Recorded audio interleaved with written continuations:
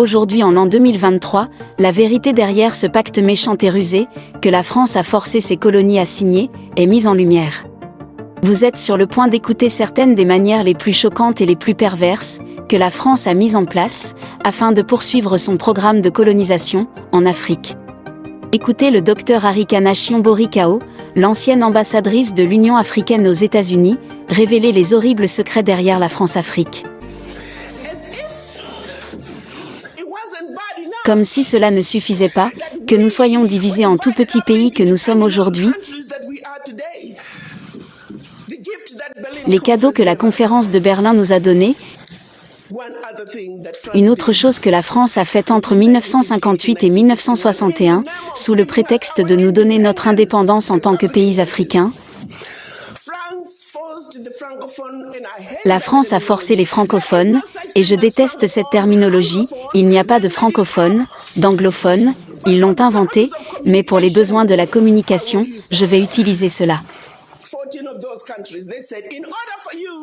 La France a dit à 14 de ces pays, pour obtenir votre indépendance de nous, vous devez signer ce document. Vous pensiez qu'ils auraient pu trouver un meilleur nom pour le document s'appelait « Le pacte pour la continuation », je répète, le pacte pour la continuation de la colonisation. On parle ici de vous donner l'indépendance, mais on leur a dit de signer ce pacte pour la poursuite de la colonisation, sous un autre format.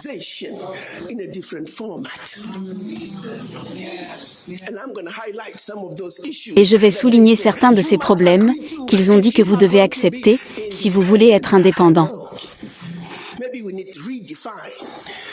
Peut-être faut-il redéfinir le sens de l'indépendance pour les Français.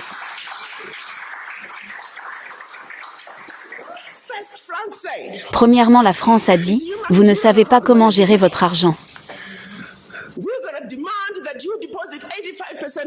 Nous allons exiger que vous déposiez 85% de vos réserves bancaires, sous la Banque centrale française, sous le contrôle du ministère français des Finances.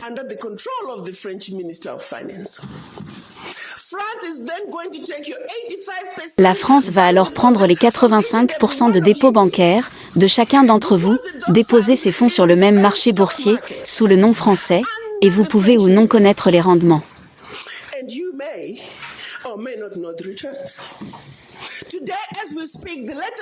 Aujourd'hui, au moment où nous parlons, les derniers chiffres le disent, pour chaque 14 milliards de dollars que la France investit en bourse depuis l'Afrique, elle réalise plus de 300 milliards de dollars en retour.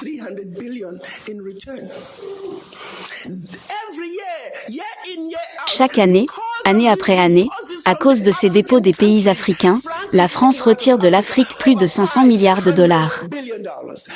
Maintenant, essayez de comprendre cela. Pour chaque tranche de 14 milliards de dollars, les retours sur investissement dépassent les 300 milliards de dollars et ils prennent plus de 500 milliards de dollars.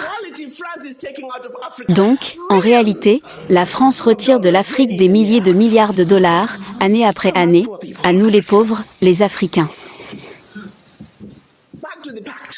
Pour en revenir au pacte, si vous souhaitez accéder à une partie de votre argent, que vous avez déposé auprès de la France, vous devez soumettre les déclarations financières de votre pays.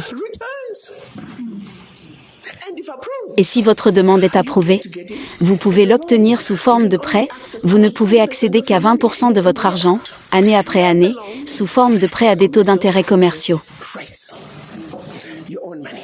Et on parle ici de votre propre argent. Comme si cela ne suffisait pas, ils ont dit, tous vos minerais découverts, encore à découvrir, tout votre pétrole découvert, encore à découvrir, la France et les entreprises françaises ont le premier droit de refus. S'il reste quelque chose dont les entreprises françaises ne veulent pas, vous pourriez l'avoir. Et cela persiste à ce jour. Ils ont dit, vous n'utiliserez que la monnaie que nous avons créée pour vous, parce que vous êtes des Africains spéciaux, nous l'appelons le franc CFA. Il y avait le franc CFA d'Afrique centrale, et le franc CFA d'Afrique de l'Ouest, mais c'est en effet le même animal. Et ils ont dit ensuite, la France est la seule à pouvoir vous l'imprimer, c'était en 1958. Avance rapide, ils l'impriment toujours pour nous. Et si vous commencez à vous conduire mal, ils arrêtent tout simplement d'imprimer votre argent et votre pays est en difficulté. Ils ont également dit, votre langue d'enseignement sera le français. La France aura une présence militaire dans votre pays. Vos militaires ne pourront être formés que par la France. Vous ne pourrez acheter que du matériel militaire à la France. Vous ne pourrez pas avoir toute alliance militaire avec votre voisin. Et en cas de guerre, votre allégeance n'est qu'à la France. Et de plus, parce qu'ils ont une présence militaire dans votre pays, ils peuvent vous envahir sans préavis, s'ils estiment que les intérêts de la France dans votre pays sont violés.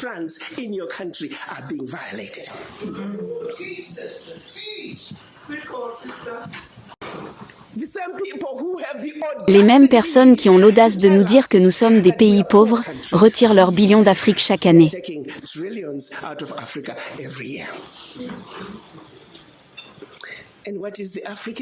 Et que fait l'Africain?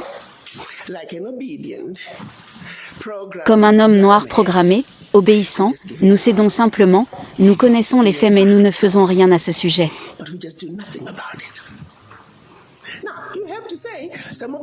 Maintenant, vous devez dire que certaines des craintes sont réelles, parce que si la France qui vous a vendu du matériel inférieur au leur, la France qui a formé les militaires pour qu'ils soient inférieurs à eux, ils sont maintenant dans votre pays, ils peuvent vous envahir, ils ont la permission de le faire. Ils peuvent vous déstabiliser.